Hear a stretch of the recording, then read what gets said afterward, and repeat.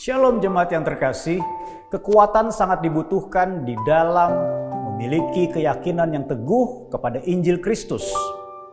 Karena begitu banyak ajaran dan juga hal-hal yang menyerang Injil untuk meragukan bahwa Kristus Yesus adalah Tuhan dan Juru Selamat sejati. Dan tentunya saya percaya hal ini terus merambah dalam kehidupan iman orang percaya. Sehingga itu bisa saja menggoyahkan bahkan menggagalkan iman yang sudah terbangun ketika orang percaya kepada Kristus. Ini juga dialami oleh jemaat di Tesalonika, saudara. Kita akan baca dan lihat bersama-sama apa yang Paulus, Silwanus, dan Timotius nasihatkan kepada jemaat ini supaya mereka tetap memiliki kekuatan. Di dalam 2 Tesalonika pasal yang kedua ayat 13 sampai dengan 17, kita akan baca bersama 15 sampai dengan 17 saja. Sebab itu berdirilah teguh dan berpeganglah pada ajaran-ajaran yang kamu terima dari kami, baik secara lisan maupun secara tertulis.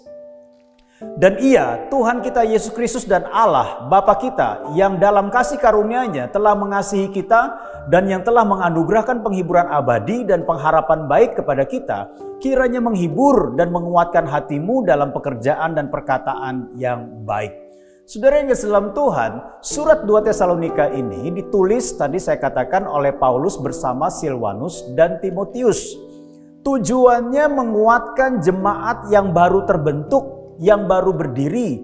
Karena pada saat Paulus merintis jemaat di Tesalonika, dia harus keluar sebelum waktunya. Karena orang-orang Yahudi di kota Tesalonika tidak menginginkan adanya jemaat baru yang terbentuk, apalagi yang percaya Yesus Kristus sebagai Mesias.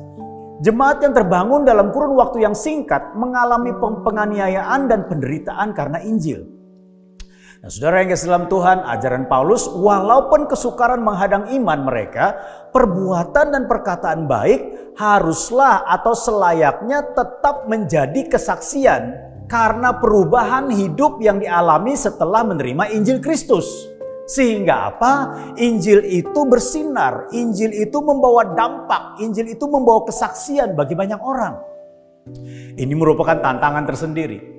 Di tengah aniaya dan penderitaan, tetapi juga melakukan firman Tuhan dengan tampilan, perbuatan, dan perkataan yang baik. Ini merupakan tantangan iman yang luar biasa.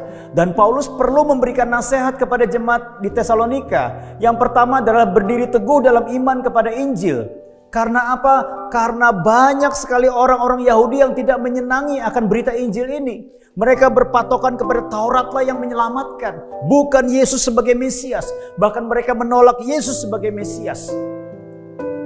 Ketika jemaat Tesalonika yang baru terbentuk ini berhadapan dengan orang-orang seperti ini, saudara, di mana mereka sangat menguasai dan memahami tentang hukum Taurat, tentang tradisi Taurat, maka tentunya terjadi kegoyahan demi kegoyahan. Tetapi Paulus katakan berdiri teguh dalam iman kepada Injil. Bukan lagi karena melakukan hukum Taurat kita diselamatkan, tetapi di dalam Yesus justru hukum Taurat digenapi. Nah, saudara, kalau kita memahami akan hal ini, jangan mau lagi kita ditipu dengan keselamatan di luar Kristus. Dengan keselamatan Kristus plus apa, begitu saudara, ya kan? Tetapi keselamatan hanya datang dari Yesus Kristus Tuhan.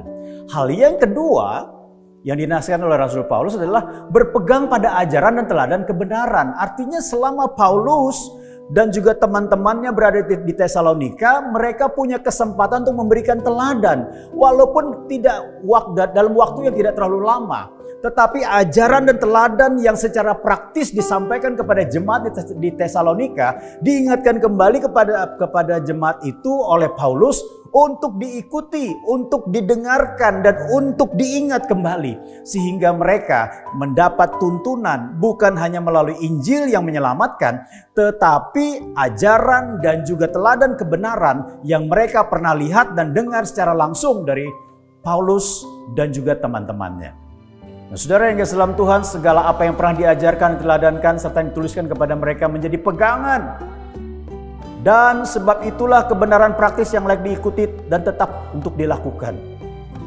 walau di tengah aniaya dan penderitaan sekalipun, maka Tuhan Yesus oleh kasih karunia-Nya akan menguatkan hati untuk tetap melakukan perbuatan dan perkataan yang baik itu. Sehingga apa?